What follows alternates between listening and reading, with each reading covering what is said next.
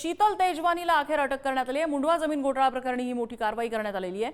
पार्थ पवार जमीन घोटाळा प्रकरणामध्ये शीतल तेजवानी आरोपी आहेत। पोलिसांनी मुख्य सूत्रधार म्हणून शीतल तेजवानीची याआधी 2 वेळा चौकशी केली होती। चौकशीत उघड झालेल्या बाबींवरून तिचा थेट सहभाग असल्याचं स्पष्ट झाल्यानंतर अखेर अटकेची कारवाई करण्यात आली आहे। शीतल तेजवानीला वैद्यकीय तपासणीसाठी ससून रुग्णालयात आणण्यात आलं आहे।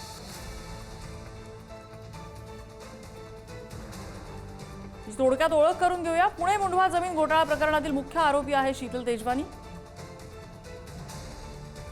जमिनीच्या 272 मूळ मालकांकडून पॉवर ऑफ अटॉर्नी शीतलने तिच्या नावे करून घेतलेलं होतं। कुलमुखत्यार पत्र तिच्या नावे होती।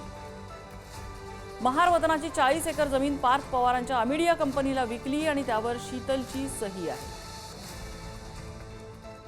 जमीन विकताना मुद्रांक शुल्क बेकायदेशीररित्या माफ करण्यात आलं होतं।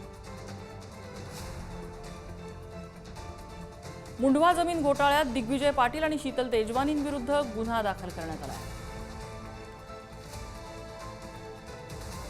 यापूर्वीही बँकांच्या आणि कर्जांच्या फसवणूक प्रकरणात शीतल तेजवानीचा सहभाग होता।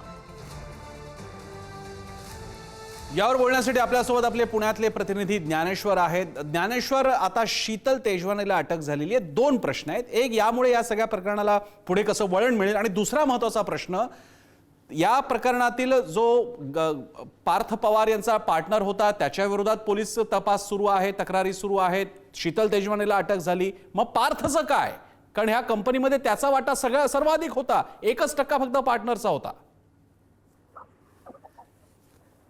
अगदी बरोबर आहे। आता या सगळ्या प्रकरणात शीतल तेजवानीला जरी अटक करण्यात आलेली असली तरी जो दुसरा या प्रकरणातला पोलिसांना पाहिजे असलेला आरोपी आहे दिग्विजय पाटील, याची अद्याप कुठल्याही पद्धतीची चौकशी पोलिसांकडून करण्यात आलेली नाही। पोलिसांनी त्याला सतत या सगळ्या प्रकरणाच्या संदर्भानं चौकशीला हजर राहण्याच्यासाठी म्हणून नोटिसा बजावलेल्या होत्या। मात्र अद्यापही दिग्विजय पाटील हा फरार असल्याचा पार्थ पवार यांचा अनुभव आहे।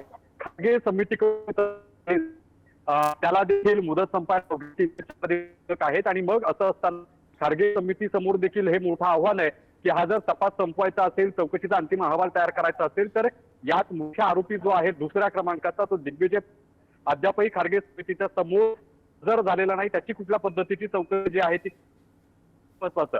पोलिसांनी देखील या प्रकारच्या संदर्भात दिग्विजय पाटील याला बजावलेले। ज्ञानेश्वर, आपण याविषयीची अधिक माहिती नंतर घेऊ। तुर्तास धन्यवाद। ज्ञानेश्वरचा आवाज आपल्यापर्यंत पोहोचत नाहीये।